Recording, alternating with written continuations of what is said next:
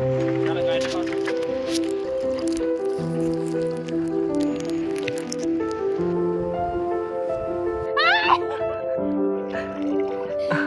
অনেক জল।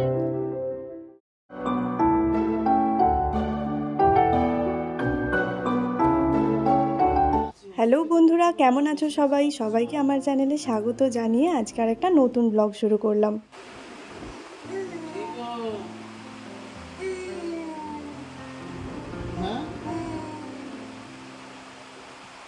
তুমি এই করে ছেলেটাকে বিগড়াচ্ছ। একটু যদি ধরতে দিয়েছি অমনি ফোনটা দেখাবে। কোনোদিনও আমি দেখাই না ফোন। ওই তো দেখো না কিরকম হাঁ করে ফোনটা দেখছে।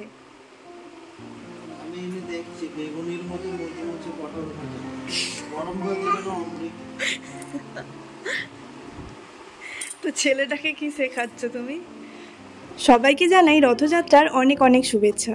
জানি শুভেচ্ছা জানাতে একটু দেরি হয়ে গেল, তবে আশা করছি সবাই রথ উৎসব খুব আনন্দ করে কাটিয়েছো, বিশেষ করে বাচ্চারা। আজ হলো রথযাত্রার শুভ দিন।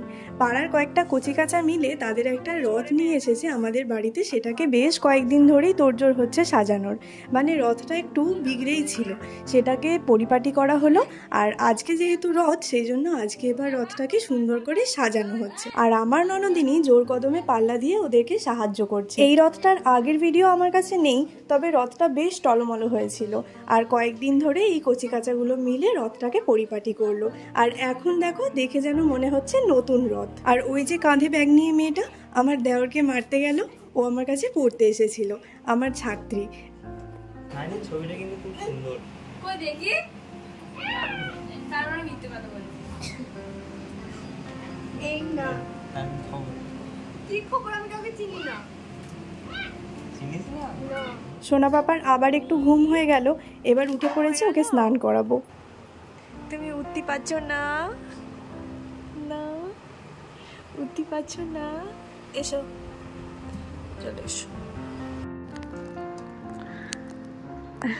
জগন্নাথ স্নানে যাচ্ছিস? জগন্নাথকে ঢাকা দিয়ে না রোদ থেকে বাঁচাতে? ও, রোদ থেকে বাঁচাতে। ওই তো রাত কি কি কি? ওকে জগন্নাথের পাশে বসিয়ে দেবো। আমি যে ঠিক আছে।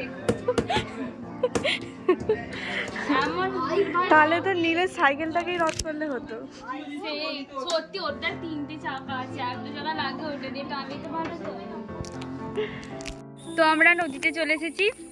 খুব রোদ আজকে। আর এই যে পিছনে আমাদের যোগ্য দাদা, এই মুন্ডি সরা এই যেখানে।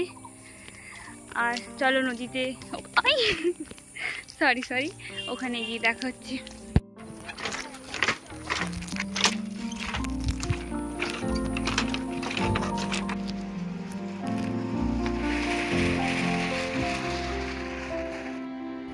আমি না পড়ে যাচ্ছিলাম, সত্যি কথা।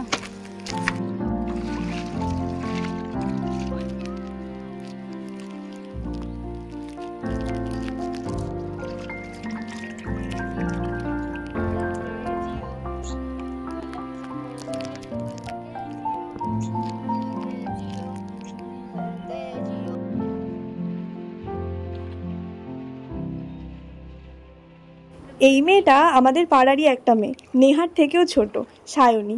আগে চিনতাম না, তবে ওই যে রথ সাজাতে কয়েকদিন ধরেই আসছে, এখন চিনে গেছি। নেহার থেকেও ছোট, কিন্তু এত পরিপাটি করে যোগু দাদাকে স্নান করাচ্ছে, দেখে যেন মনে হচ্ছে পাকা গিন্নি একেবারে। আমি তো যাইনি স্নান করাতে, নেহা গিয়েছিল, ওই করেছে ভিডিওগুলো। আমিও দেখি যোগু দাদা স্নান, সাথে তোমরাও দেখো।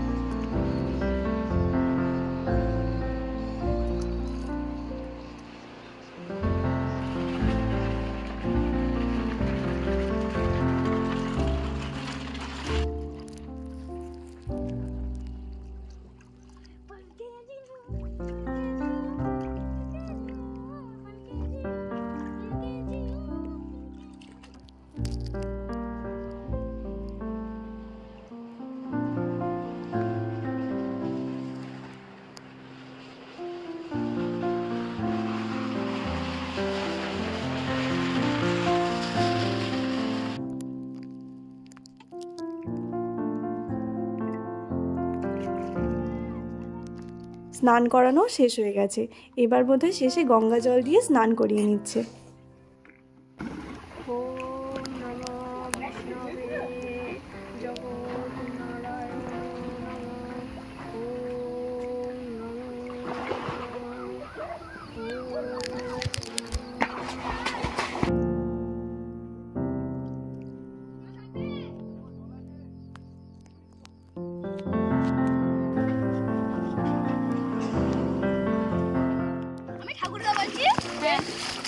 ঠাকুর ভালো লাগে।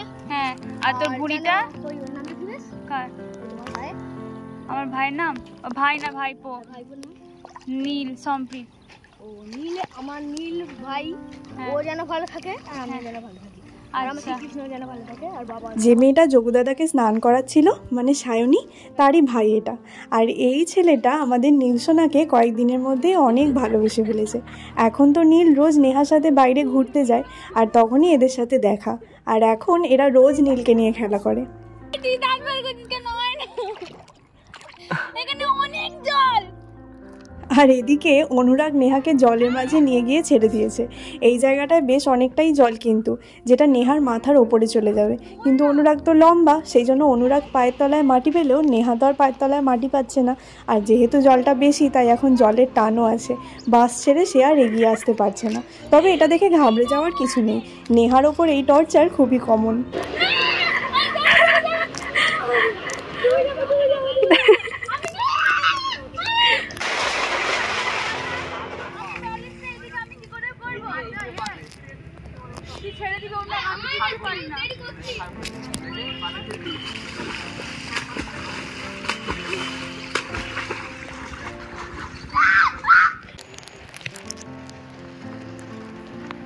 চারপাশটা দেখতে কত সুন্দর লাগছে না?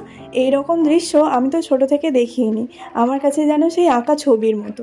আমার দেশের বাড়িটাও গ্রামে, তবে সেখানেও এত সুন্দর জায়গা কিন্তু নেই। আর এই যে আমাদের যোগুদাদা, তার সাথে তার দুই ভাই বোন স্নান করে তারা গাও শুকিয়ে নিয়েছে, এবার যাচ্ছে বাড়ি। এই যে দেখছেন আমাদের ছোট্ট জগন্নাথ দেব।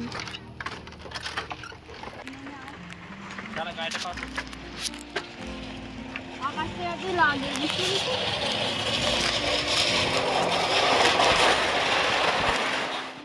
সোনা পাপা না দুপুরে ঘুমাতে আজকে একটু দেরি করে ফেলেছিল, উঠতেও একটু দেরি হয়ে গেছে। আর এদিকে 4:30 পৌনে 5টার সময় করেই নেহারা চলে গিয়েছিল রথ টানতে, তাই এবারে নীল সোনার আর রথ টানা হলো না। এই যে ঘুম থেকে উঠে মশাই এখনও চোখ রগড়াচ্ছে। আর এই জামাটা আমি বার করেছিলাম, ভেবেছিলাম আজকে নীলকে পরাবো, কিন্তু এখন পরাতে গিয়ে দেখছি জামাটা ছোট হচ্ছে। কোনখানটায় যে ঠিক ছোট হচ্ছে বুঝতেই পারছি না। পরালে হয়তো বডিতে ঠিক হতো, কিন্তু কাঁধের কাজটা ঢুকছেই না ভালো।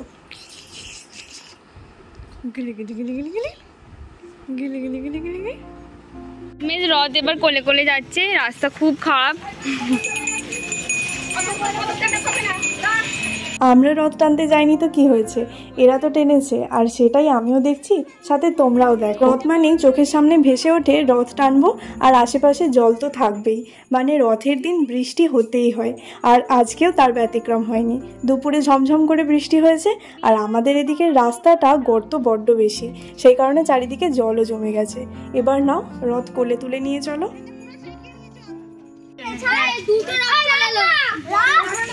এদের ঝগড়া ও